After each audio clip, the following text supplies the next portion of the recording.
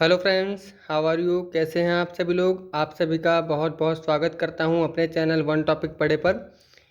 मेरा नाम गौरव ठाकुर है और आज मैं आपके सामने तुलसीदास जी की जो रामचरितमानस है उसके बारे में पहले तो पूरा बहुत अच्छी तरीके से हम उसको समझेंगे, उनके बारे में जानकारी लेंगे। फिर उसके बाद उससे रिलेटेड कुछ क्वेश्चंस भी हैं हमारे पास यहाँ पे।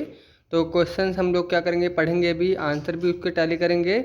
और अगर इसके अलावा भी कुछ और अगर आपको इसमें नज़र आए या कुछ ऐसा लगे आपको जो मुझसे कुछ छूट गया है तो उसे प्लीज़ कमेंट करके ज़रूर बताइएगा। तो चलिए शुरू करते हैं। आज हम तुलसीदास जी की रामचरितमानस। जैसा कि आप सभी जानते हैं, तुलसीदास जी एक बहुत ही महान कवि हुए हैं। तुलसीदास का जन्म उत्तर प्रदेश के बांदा जिले के राजापुर गांव में सन 1532 यानी 1532 में हुआ था। कुछ विद्वानों का ऐसा मानना भी है कि वे सोरों, जो कि जिला एटा पड़ता है, वहाँ के भी रहने वाले थे। तुलसीदास जी का जन्म बहुत ही संघर्ष भरा रहा था। जीवन के मूल शुरुआती दौर में ही वे अपने माता पिता से बिछड़ गए थे। गुरु कृपा के चलते उन्हें राम भक्ति का एक सर्वोपरि और अनोखा मार्ग मिल गया। वे पूर्ण रूप से मानव मूल्यों के उपासक कवि थे। राम भक्ति के विशिष्ट प्रारूप की बात करें तो उनकी कोई तुलना नहीं है। रामचरितमानस महाकाव्य में उन्होंने हमें उनकी अनंत राम भक्ति तथा सृजनात्मक कौशल देखने को मिल सकता है। यहाँ तक कि हम उनकी जितनी भी कविता पढ़ते हैं वो काफ़ी सौंदर्यपूर्ण होती हैं और काफ़ी अच्छी होती है, जिसे कक्षा 9, 10th, 11th, 12th की हिंदी किताबों में दिखाया गया है। उसके बाद अगर हम आगे बात करते हैं तो उनके अनुसार उनके राम मर्यादाओं तथा मूल आदर्शों के प्रतीक हैं। रामचरितमानस जो है पुस्तक, जो उनके द्वारा लिखी गई है, उत्तरी भारत की जनता के बीच बहुत ही लोकप्रिय है। रामचरितमानस के अलावा इन्होंने अनेक और रचनाएं लिखी हैं जो कुछ इस प्रकार हैं। कवितावली, गीतावली, दोहावली तथा कृष्ण गीतावली और विनय पत्रिका इनकी प्रमुख रचनाएं हैं। अवधी और ब्रज दोनों ही भाषाओं में इन्होंने अपनी जो रचनाएं हैं वह लिखित की हैं, यानी इनको लिखा है। इसके उपरांत सन 1623 में काशी में उनका देहावसान हुआ था, यानी काशी में उनका निधन हो गया था।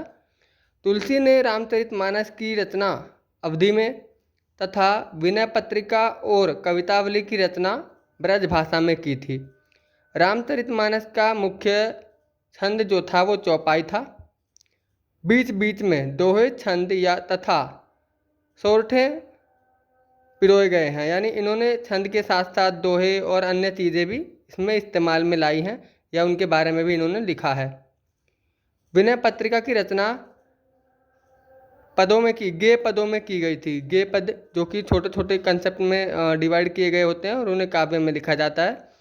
कवितावली में सवाया और कवित छंद की को भली भांति देखा जा सकता है। उनकी सभी रचनाओं में हमें प्रबंध और मुक्तक दोनों प्रकार की काव्य देखने को मिलते हैं। तो इस प्रकार से जो तुलसीदास जी थे वह बहुत ही भावी कवि रहे थे हमारे देश के और काफ़ी अच्छे कवि रहे हैं। और साथ ही में हम बात करते हैं उनके इस संपूर्ण जीवनी प्रारूप को पढ़ने के पश्चात हम उसके लिए क्वेश्चंस क्या रख सकते हैं यहाँ पर, जो कि लगभग सभी से 1 या 2 नंबर का पूछा जाता है और टिक द करेक्ट ऑप्शन में भी इसके आंसर हम लोग कर सकते हैं। क्वेश्चन जैसे पूछ लेता है तुलसीदास जी का जन्म कहाँ हुआ था। ऑप्शन में उत्तर प्रदेश होगा, राज्य पूछे जा सकते हैं, जिला पूछा जा सकता है, गांव पूछा जा सकता है, साथ ही सन भी पूछा जा सकता है। तो यहाँ पर उत्तर प्रदेश बांदा जिला में गांव था राजापुर और सन 1532 यानी 1532 में इनका जन्म हुआ था। नंबर 2, जीवन के प्रारंभिक वर्षों में वे किससे बिछड़े, यानी उनका जो बिछड़ना था वो किससे हुआ था, अपने माता पिता से हुआ था। तीसरा, गुरु कृपा से उन्हें क्या करने का मार्ग मिला, राम भक्ति, क्योंकि माना जाता है कि जो तुलसीदास जी थे वह राम के बहुत ही परम भक्त थे। उनकी पूर्ण राम भक्ति तथा सृजनात्मक कौशल कहाँ झलकता है, रामचरितमानस में।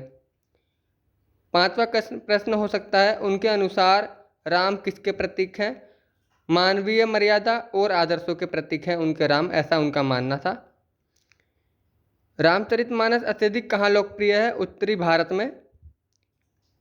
प्रश्न नंबर 7 हो सकता है, तुलसीदास की प्रमुख रचनाओं का सौंदर्य कौन कौन सा है? जैसा कि मैंने आपको अभी नाम बताए थे, रामचरितमानस, कवितावली, गीतावली, दोहावली, कृष्ण गीतावली और साथ में विनय पत्रिका।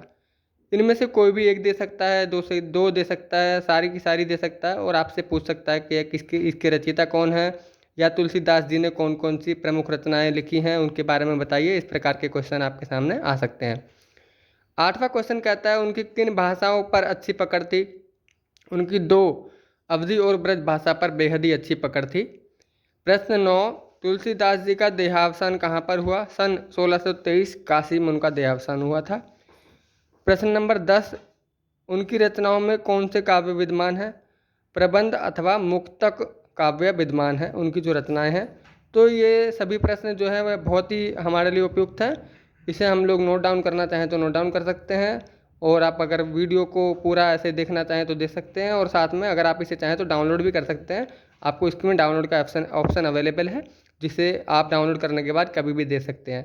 तो आप कमेंट में ज़रूर बताइएगा कि आपको मेरे द्वारा बनाई गई वीडियो कैसी लगी और अगर कुछ जानकारी आपको प्राप्त हुई हो तो उसे कमेंट में ज़रूर शेयर करें। Thank you so much everyone, have a nice day.